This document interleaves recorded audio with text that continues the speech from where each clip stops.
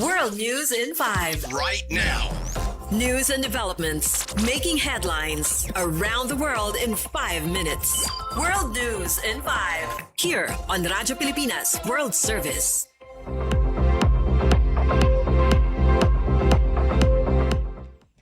Good day to all of our listeners here on Radyo Pilipinas World Service. This is World News in 5 and I'm your host, Steph Vicente.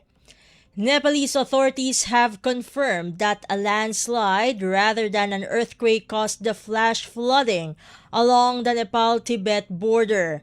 According to BBC News, the U.S. Geological Survey said an analysis of long-period seismic waves showed that the seismic energy came from a landslide. Nepalese meteorological officials told the BBC that a large mass of ice may have fallen from a mountain, carrying rocks and other debris downhill. Scientists are also examining whether glacial lake drainage, a blocked river, or recent rainfall contributed to the disaster, while noting that it is too early to determine whether climate change played a direct role. Meanwhile, about 8 tons of relief supplies have been sent to affected communities in Nepal's Rasuwa region, including mosquito nets, blankets, solar lights, solar panels, and sleeping bags transported by 8 Nepal Army trucks. In other news overseas, the Trump administration has submitted its nuclear cooperation agreement with Saudi Arabia to Congress, setting in motion a 90-day period before the deal can take effect unless lawmakers approve resolutions blocking it. According to CNN, the agreement reportedly gives Riyadh a pathway toward enriching uranium on Saudi soil, although U.S. Energy Secretary Chris Wright said such activities would not occur for many years. The White House maintains that the nuclear deal will move forward only if Saudi Arabia joins President Donald Trump's Abraham Accords initiative, despite the signed agreement reportedly not containing such a requirement. Secretary Wright said negotiations over the nuclear agreement and the Abraham Accords will proceed simultaneously.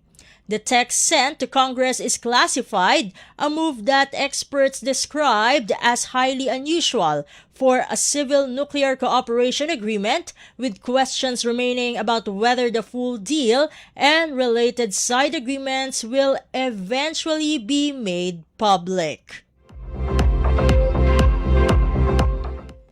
And finally, Meta has agreed to pay $18 billion to settle claims brought by U.S. states and territories accusing Facebook and Instagram of harming children. The BBC reports a California judge approved the agreement, which covers 48 states, the District of Columbia, and 3 U.S. territories, making it Meta's largest payment connected to child safety litigation. The settlement also requires the company to introduce measures intended to better protect young users, including default daily usage limits and nighttime restrictions. Meta denied wrongdoing and said the payment will be made in annual installments over 10 years. The case follows allegations that Meta knew large numbers of children were using its platforms and failed to do enough to prevent them from accessing the services, while the company has maintained that it has invested heavily in research and safety measures or safety features for younger users. And that concludes today's edition of World News in 5. For Radyo Pilipinas World Service, this has been Steph Vicente. Good day and stay safe, everyone. World News in 5. Right now. News and developments making headlines around the world in 5 minutes. World News in 5 here on Radyo Pilipinas World Service.